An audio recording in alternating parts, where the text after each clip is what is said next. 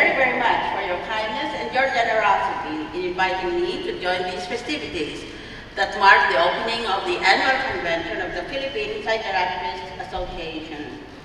Judging by the very poor state of mental health in the Philippine Senate, next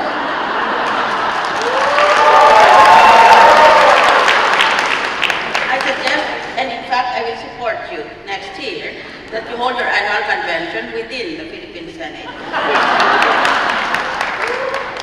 Almost every day we are attacked by burning, screaming headlines about more and more graft and corruption in our country. Because of these negative factors in the environment, I think I shall start on a lighter note. May isang politiko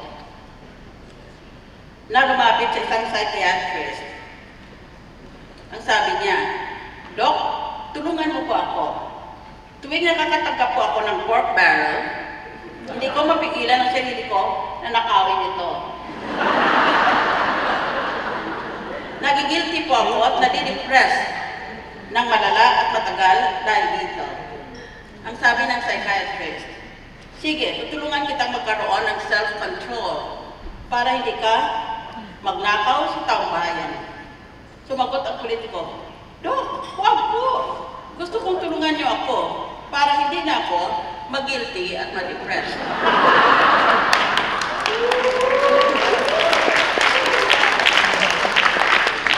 Sabi ng isang survey, 25% ng mga politiko ay umiinom ng medication para sa kanilang mental illness.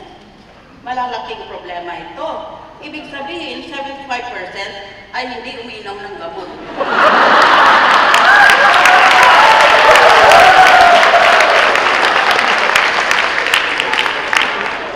May isang babae na lumapit sa isang psychiatrist. Tinanong siya ng psychiatrist kung anong problema niya. Sabi ng babae, "Dok, nymphomaniac yata ako." Sumagot ang psychiatrist, "Ganun ba? Matutulungan kita pero 5,000 pesos ako kada oras. Baka hindi mo kaya." "Okay lang po yun," sabi ng babae. "Magkano po bang overnight? Kaya mo pa ba ako?" Ganito daw ang menu ng automated answering machine ng mental health hotline. If you are obsessive-compulsive, press 1 repeatedly. If you are codependent, please ask someone to press 2 for you. If you have multiple personalities, press 3, 4, 5, and 6. If you are paranoid, we know who you are and what you want. Stay on the line so we can trace your call. If you are delusional, press 7 and your call will be transferred to the alien mothership. If you are schizophrenic, listen carefully and a small voice will tell you which number to press.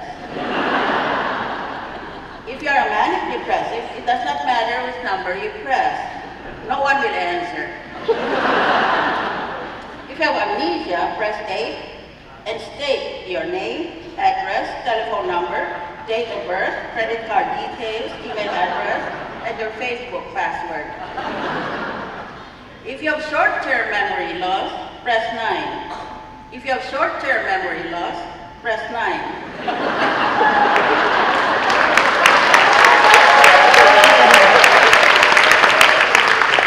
If you have low self-esteem, please hang up. All operators are too busy to talk to you. If you are a politician, please hang up. There's no hope for you.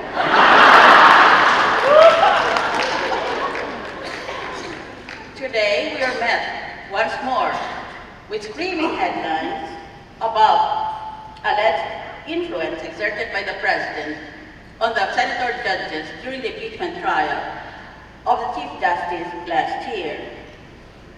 The question, therefore, is, if that is true, assuming for the sake of argument that the accusation made by a senator is true, then was the impeachment trial illegal? And if so, can it still be reversed by the Supreme Court? Furthermore, if it is true that the President tried to influence the senator judges, does that make him guilty of bribery? And if so, can he be impeached based on that ground. I will therefore start with this statement because I feel compelled to respond to the privileged speech of a certain senator yesterday. If President Aquino merely confined himself to influence the outcome of the impeachment trial last year, he did not commit a crime. But if he bribed the senator judges to convict the accused, then he is guilty of bribery as prohibited by law and as a ground for his own impeachment under the Constitution. It is not a crime for the President to try to influence the outcome because an impeachment trial is both legal and political in nature. Yun ang kaibahan ng impeachment trial. Marami doon nagdunong-dunungan sabi na completely judicial ito or legal. Pero nagsasabi, no, this is completely political. In truth, if you search the authorities, they are almost unanimous on the verdict that an impeachment trial is unique, sui generis, in a class all by itself, because it is both judicial and political at the same time. It is illegal for the President to try to influence the courts because of the principle of independence of the judiciary. But it is legal for the President to try and influence the central judges because he is the nominal head of his political party, and within bounds he has the right to protect his political survival.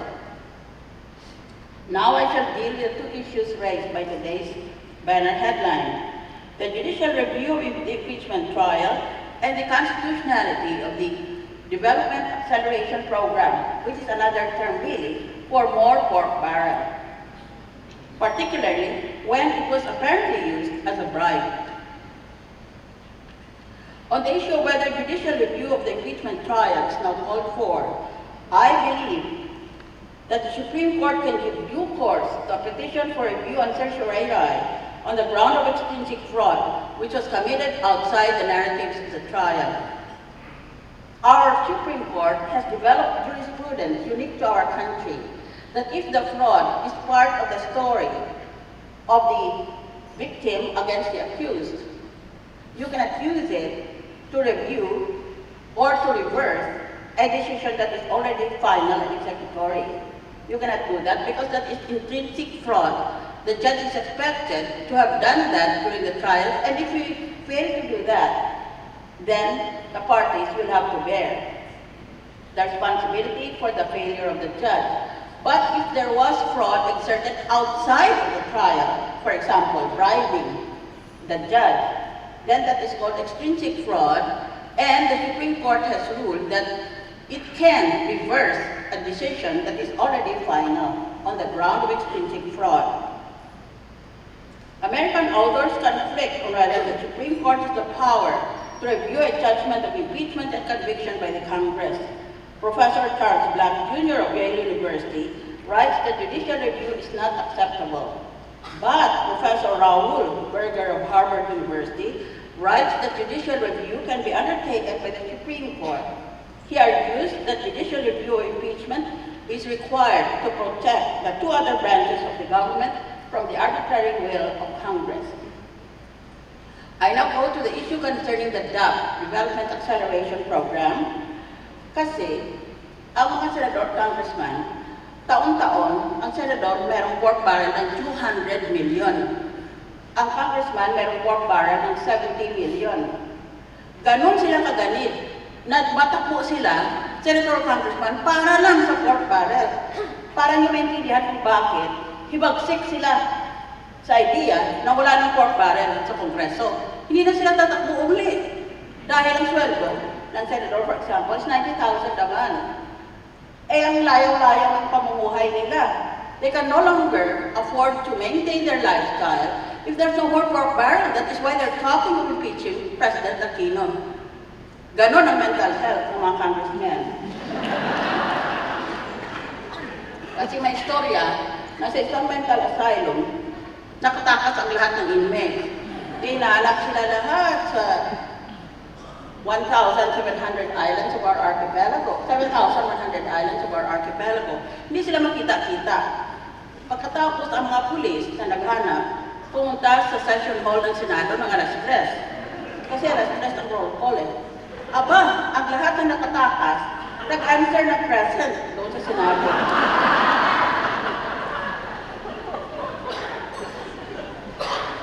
Ngayon, kung ikaw ba naman senador, senator judge ka, ha? Naglista. Binista mo na ulit sa Chief Justice of the Supreme Court, pero mo yung tanggalin mo yung tao na yon.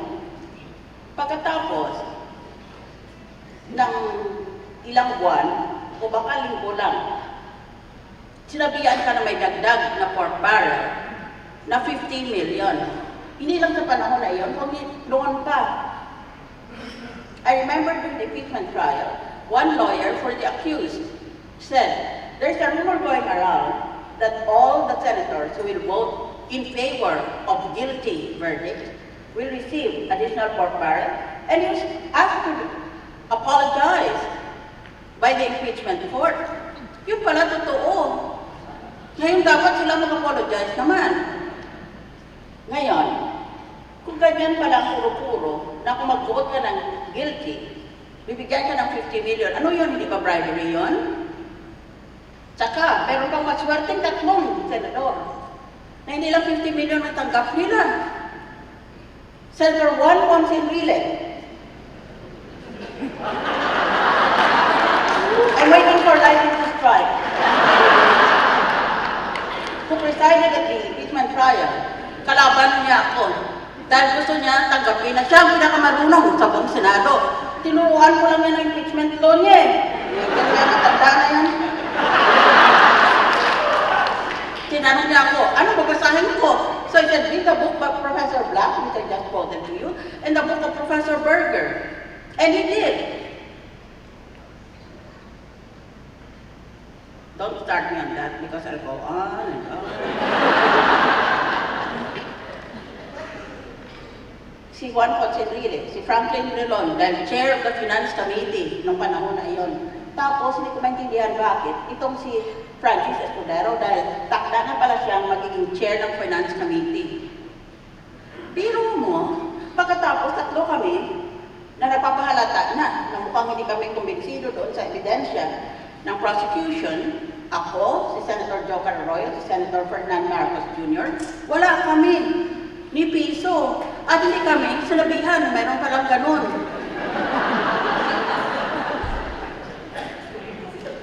It makes you want to ask, is it my deodorant or what?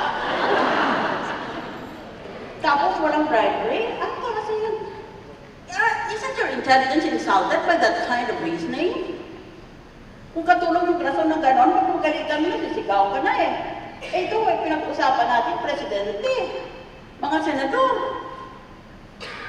If evidence shows that Malacanang paid this amount to the central judges as consideration for a guilty verdict, then a crime of bribery has been committed, both by the President and the senators.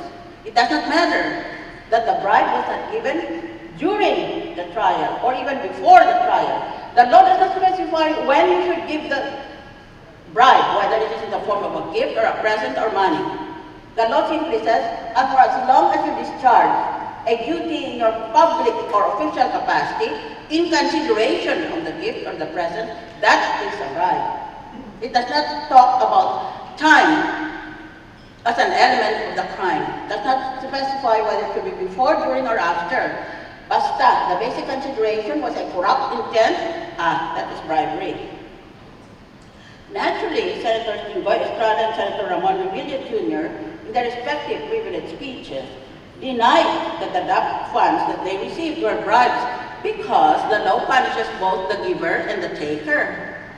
And ang tatanong pa ganito, kung suspetsyo na pala itong dalawang senador na ito na mali ang ginagawa, na pinatawag sila sa Malacanang o kinausap sila tungkol sa verdict na should be guilty at pumayag sila na bandang huli pagkatapos ng pistay, makatanggap sila ng pera, bakit hindi sila reklamo noon pa?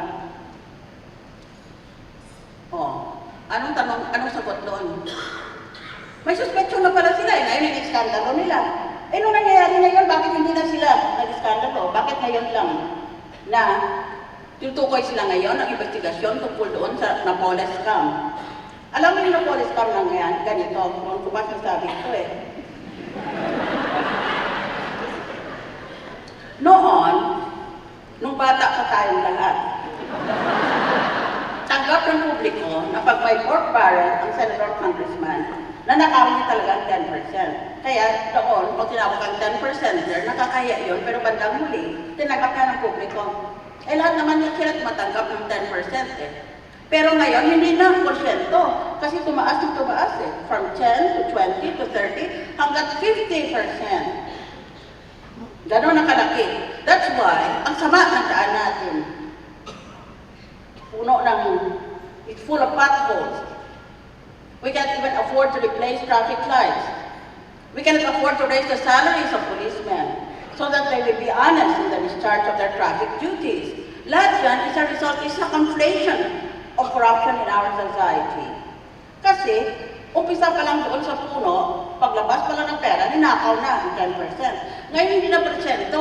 Hatian na lang at wala ng proyekto. Dati sabihin mo, I want to spend my pork barrel of 70 billion if I'm a congressman and of 200 billion if I'm a senator.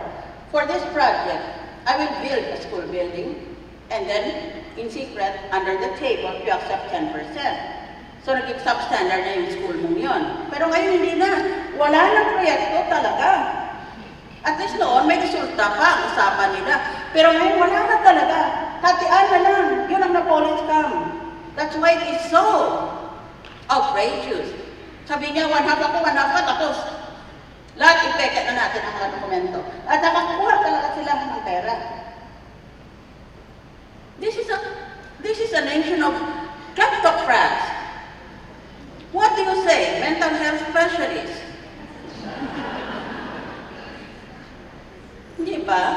If you not help but steal, you're a kleptocrat. Ganon. Why are we so fond of electing kleptocrats? What is their sex appeal?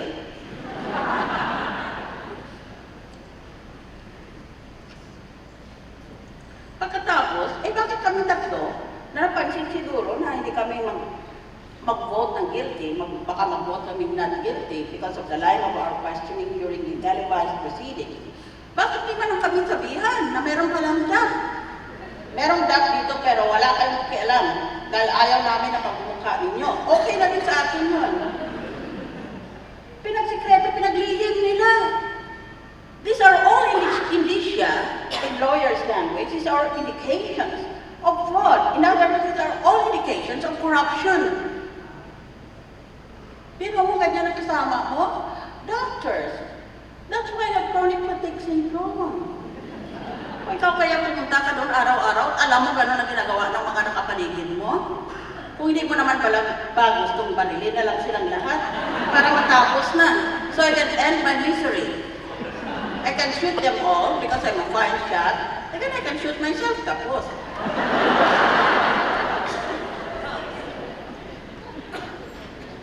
At the very least, that we were excluded is an indication that this was a discriminatory practice and that is unconstitutional under the Equal Protection Clause. The law is required to treat all who are situated in the same situation equally. I hope the Supreme Court will give priority to petitions concerning the constitutionality of the DAP to help settle the burning issue of bribery in an impeachment court. If the Supreme Court rules that DAP is unconstitutional, then the usual consequence is that the central judges will be obliged to restitute and return to the government the sum of 50 million pesos each and the sum of 100 million pesos each from Senators Enrile, Rilon, Escudero. Aba, galit nila. Kung unconstitutional yun, ba't nila tinagap yun? Ano sila mga gago? Hindi ba niya tininan? Tama ba ito? Constitutional ba ito? Wala. Sagad, bukas ang palad ganyan. Meron pa ba dyan? Tignan mo. Pero ang attitude nila, o ngayon, the Supreme Court rules that additional pork barrel named DAP is unconstitutional. That was my opinion that I expressed at that time. At ibalik niya ng pera, sabi niya, pero napunta na sa mga proyekto, hindi naman pinag-uusapan yung proyekto eh. Ang pinag-uusapan ay, nakaltas ka ba doon at magkano? May proyekto ka man lang ba? That is the final question about the moral character of our senators. Pag tinignan mo, akala mo kung sino sila. Ang gara-gara, ang tikas-tikas nila. Pagbukas sa mga bibig nila, wrong grammar ang lumalabas.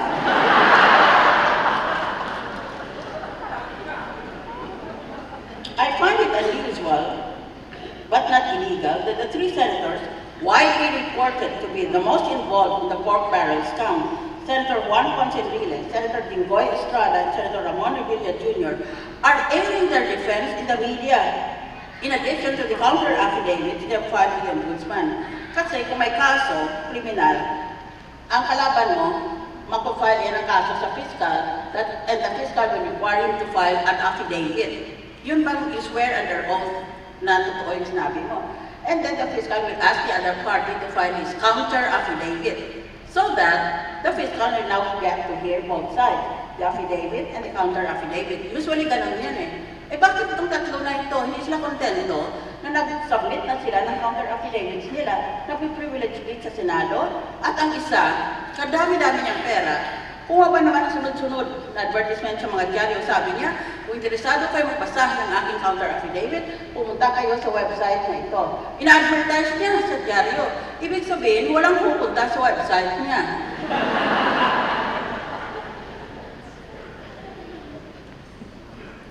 The rule against public comment applies only when the case is pending before the court. So pwede nga naman sila magsalita ng ganon. Pero magsususpetso ka na itong mga sinasabi nila sa labas ng korte o sa labas ng opisina ng Ombudsman is designed to influence and pressure the Ombudsman in the guise of so-called public opinion. So that is my very short comment. As I told you, I have a propensity for going onward towards eternity about any comment involving the lower politics. So I'll go back to the topic unless you want me to stop now and sit down. Let me now deal, as part of my paper, on the topic political leadership after PDAF and DAP. I will again succeed in making myself angry, so I've already taken the precaution of taking cut the press before I get into this law. PDAF means Priority Development Assistance Fund, and DAP means Development Acceleration Program. Ang ibig ng sabihin ng pork barrel ganito, bibigyan ang bawat kasapi ng House of Representatives at ng Senado, lahat sila kasi elected officials, ng definite na amount, 70 million for each representative every year, and 200 million for each senator every year. Kaya isipin mo na lang, 10% lang ng 70 million, 7 million na. At 10% of 200 million, 20 million na. Eh, hindi na lang 10% ngayon, 20 na eh, ang pinaka-basic. So, ibig sabihin, instead of 7 million, 14 million kagad. Pag nanalo ka as congressman, pwede mong kaltasin yan. Kausapin mo ang contractor. Kasi alam naman contractor siya eh, na ibibigay mo sa kanya ang pera, gagawa siya nitong proyekto, pero pakasyahin niya ang kinaltasan mo na. Yan ang dahilan kung bakit napakahina ng mga public works projects natin kasi kinakaltasan eh. Mas malaki ang natanggap ng senador, mas malaki naman ang kaltas niya. Biro ang 10%, 200 million, 20 million. After that, it became 20%, so now it's 20 million. It's 40 million every year. And that is for 6 years, times 6. O di madali nga naman, bakit ka pa mag-negosyo, mag-doktor, mag-abogado, mag-member of Congress ka na lang, congressman man o senator, madali. At hindi ka ba kailangan maging marunong? Pwedeng-pwede kang maging low IQ. I can testify. Pag tinanong mo ng question, katsagutin ka. That is a good question. Hindi magantay ka na ngayon, kasi may susunod. Wala na pala, yun ang mapanahon.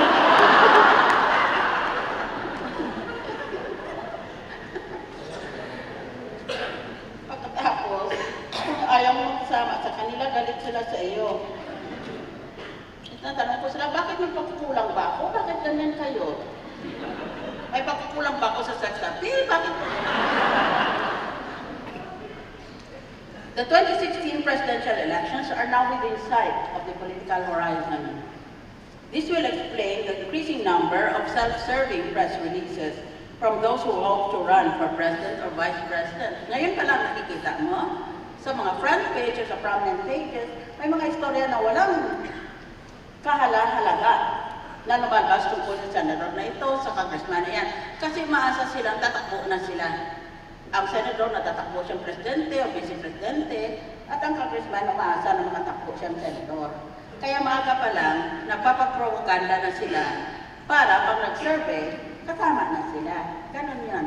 Bakit sila nasa dyaryo? Ay, binibigyan din nilang periodista. Kaya sila nagkakaltas sa pork barrel kasi according to them, ang rason nila, binabalik din namin sa taong bayan. Imagine.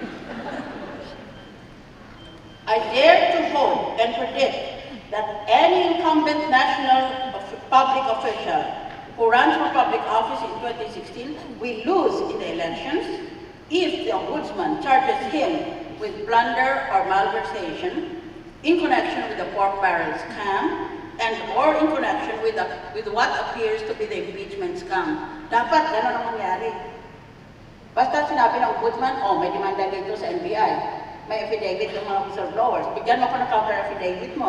Pagkatapos basahin niya sila pareho, tingnan niya mga ebidensya nila na naka-enclosure doon o naka-annex doon. Ngayon, pag nag-desisyon siya na isampa niyang kaso sa sandigan, which is a court, dapat natalo sa 2016. Lahat ng mga taong kasangkot na yon. Kasi ang mga kasangkot, yun ang pinakamalaki ang ninakaw nila. Meron pa mga iba, pero konti lang ninakaw nila. Kasi merong gradations din yan eh. Small, medium, large. Charges filed in the Sandigan in connection with the PIDAF and the DAF should disqualify any candidate in the view of irate voters. It is time to prove the power of righteous indignation.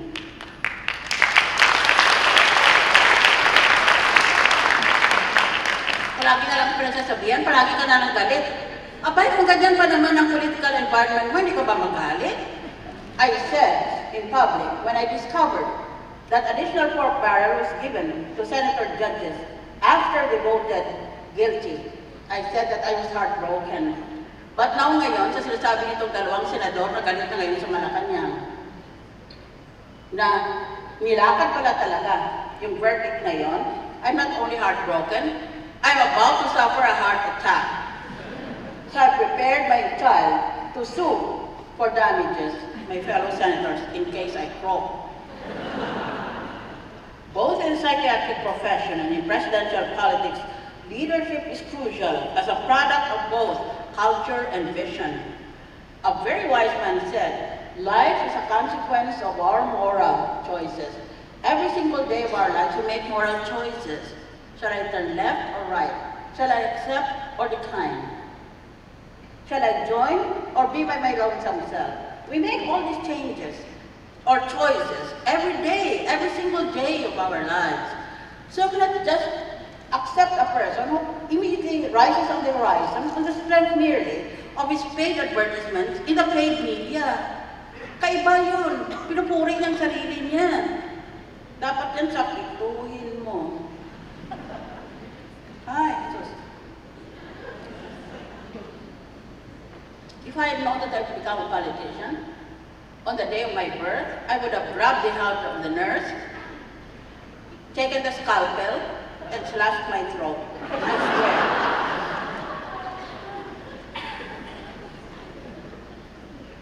We are looking for a leader to provide a blueprint for Filipinos to follow.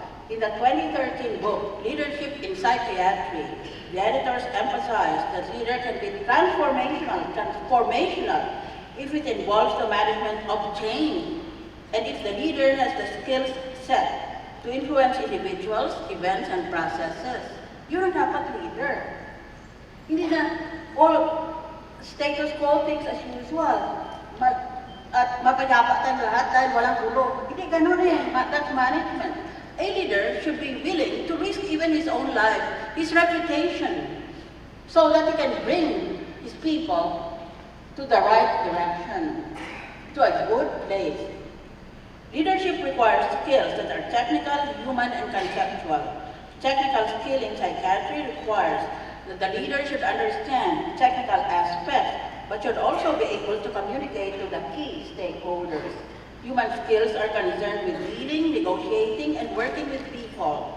Conceptual skills deal with ability to work with ideas and concepts.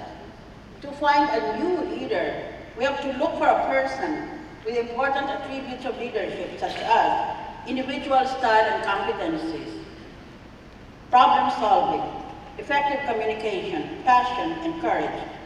At passion, yun ang kulang. Walang passion eh. Sige-sige lang lahat. At ang mga Pilipino ganun. At an individual level, the candidate should possess general cognitive ability, crystallized cognitive ability, modification, and personality. Since leadership involves both personal and organizational use of power, caution should be exercised in assigning roles of clinicians, particularly psychiatrists. I make this point because psychiatrists, have the legal power to deprive patients of their liberty and the organizational power to medicate a patient even against his will. In both the medical and political fields, individual personal traits will allow each person to develop certain skills. As a result, voters should ensure that our next leader should be able to manage change effectively and should not insist on maintaining the status quo. For the next presidential elections, the Filipino people should not look for a manager, but should probe more deeply and look for a leader. I repeat the distinction. On the one hand, management is about coping with complexity.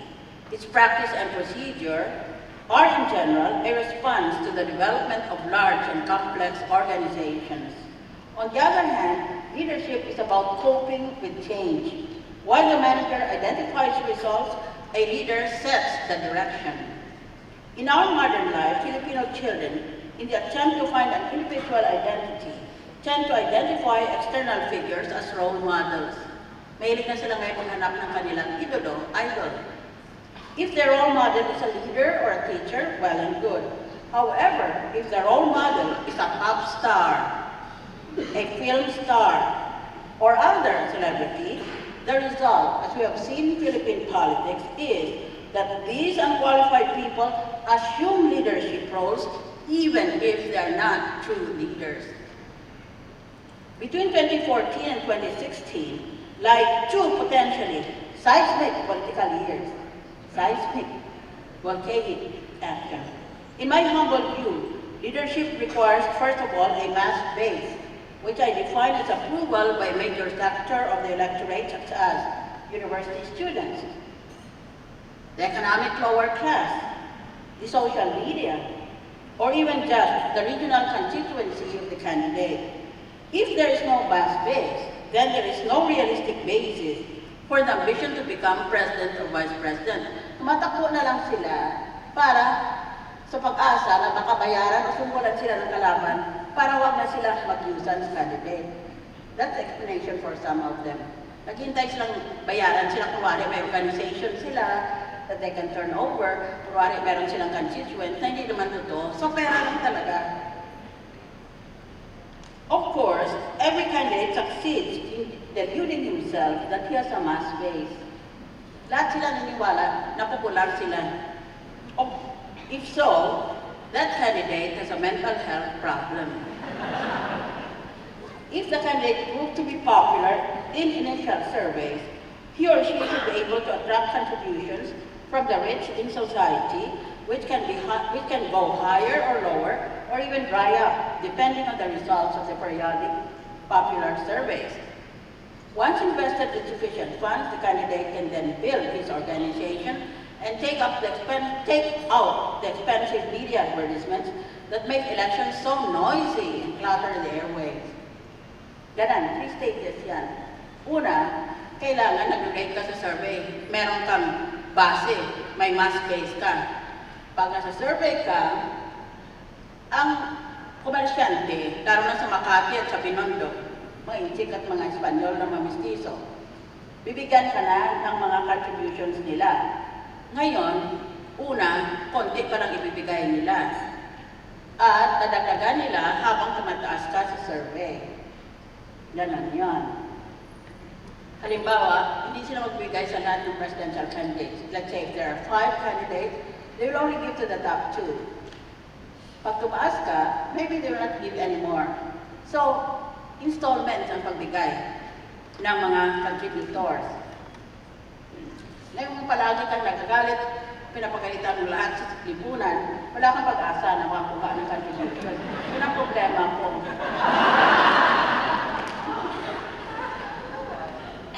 In this 3-stage cycle of political candidacy, I asked, where is the role of leadership? Let us look for the reliable signs. I do not necessarily believe that the key qualities of successful political leaders are the necessary qualities for true and genuine leadership. But in the context of Philippine political reality, the first key quality is communication. A charismatic leader should communicate and listen with others. He should be able to convey his message in a straightforward way so that their followers will understand their roles and tasks clearly. The second key quality is problem solving, which is also part of the role of a clinical leader. To solve a national problem, the leader should be able to correctly identify the problem and gather the right information and data. Thereafter, the leader should explore the range of alternative solutions, select the right action, implement it, evaluate the success, and communicate it effectively. Inevitably, some matters will have to be delegated, but the leader should retain authority, responsibility, and a certain degree of accountability.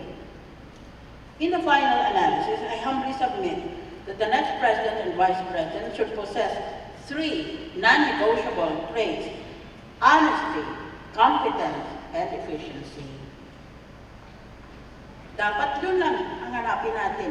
Huwag na tayo makinig sa propaganda nila. By honesty, I mean that this trait should not be self-proclaimed. O, tingnan mo. Sa lahat ng mga politikong narinig na nakita ninyo, may nagsabi ba na kumukuha siya ng pera ng publiko? Wala. Pinupuri nila ang sarili nila, mga honest silang lahat. Lahat daw na ninakaw maliban sa kanila. Ang lakas ng mga loob ng mga gago.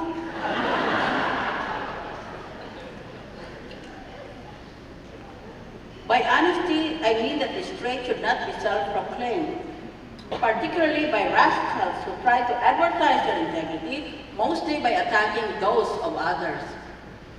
Honesty is best proved, not by self-paid propaganda in the media, but by awards from respectable awards-giving organizations. Kasi meron ng mga organisasyon na nagbibigay din po ng awards, you never heard of them.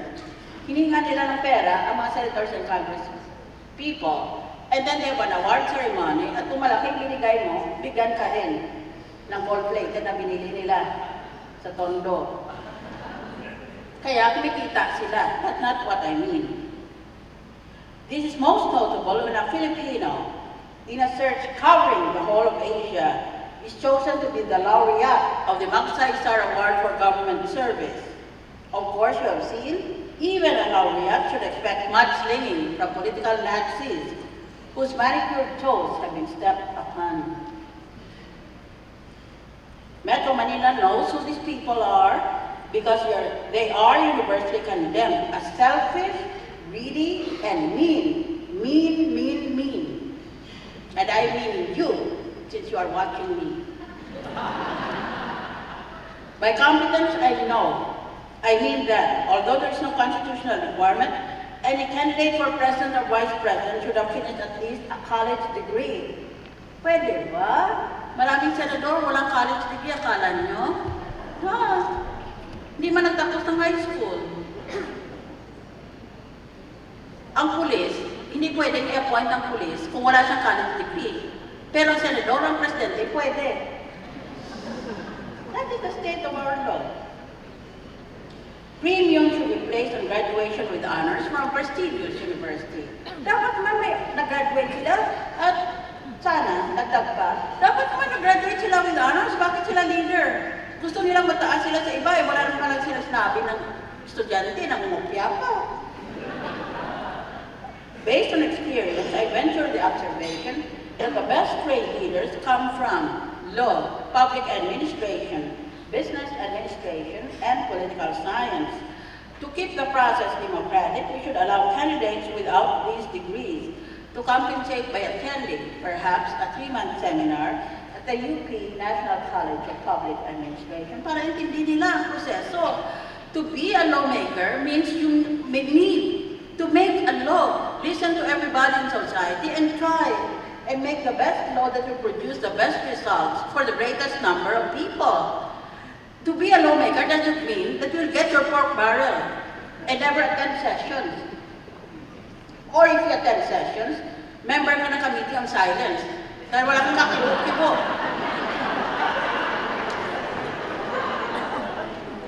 Kung minsan nagtulog pa. By efficiency, I mean a person known to be hardworking. He or she should manifest a working belief in management by result. Huwag na tayong salita ng salita, pakita mong resulta. Dapat ganon. The President or Vice President should stop presiding at inaugural ceremonies such as ribbon cutting. How are you going to have good governance if you cut so many ribbons?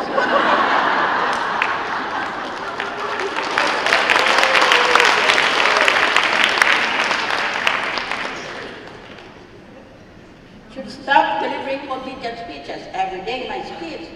Where are they going to get the ideas for the speech? And they managed to put their audience to sleep, makikita mo.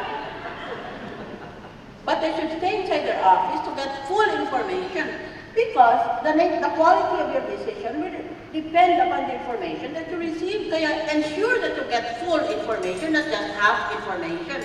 Remember, when you're a witness in court, you are asked, do you swear to tell the truth, the whole truth, and nothing but the truth? Because you can be telling the truth, but it's only half the truth or 1/4 of the truth. Or you can be telling a lie with a falsity. That's why that is the pro forma form or oath that you are required to take. The truth, the whole truth. You can be telling the truth but leaving out certain details, in which case it turns into a lie. And nothing but the truth. Dapat ganun din sa presidente. You should get information, the whole information, and nothing but legitimate information to develop his or her decision-making skills. In recent months, I've gone out of my way, despite my chronic fatigue syndrome, to expose at least 2 senators who are sorely lacking in these traits. As partners in crime, neither one deserves to be president or vice president. The Filipino people have seen through their masks, and these clowns should stop current efforts at further pretense, such as being called czar, C-Z-A-R, when the person is only a presidential assistant. Unlike a presidential advisor who has cabinet rank without portfolio, a presidential assistant is merely part of an entire staff meant to carry out the president's bidding. These are parts of the effort to propagandize themselves. Presidential assistant lang siya. Nang Senator siya, inatake niya ako. Dahil kasabwat niya yung main enemy ko. Wala siyang pakialam. Nakisawsaw pa naman doon. Dahil makasangga silang dalawa sa ginagawa nilang mga krimen. Pagkatapos ngayon, nababalita na natatakbo daw siyang presidente. Yun pala, ang posisyon niya, presidential assistant lang siya, mag-offer lang yan sila eh. Hindi ka mahiya na senador ka, hindi ka man lang cabinet member. Ang cabinet member, lower than a senator. Hindi ka man lang cabinet member, you're a presidential assistant. Proposals. To strengthen the mental health system, I humbly propose that the Philippine Psychiatric Association should adopt the 2007 Assessment Instrument for Mental Health Systems published by the World Health Organization. Among the steps recommended are the following. 1. Push for legislation of a Mental Health Act.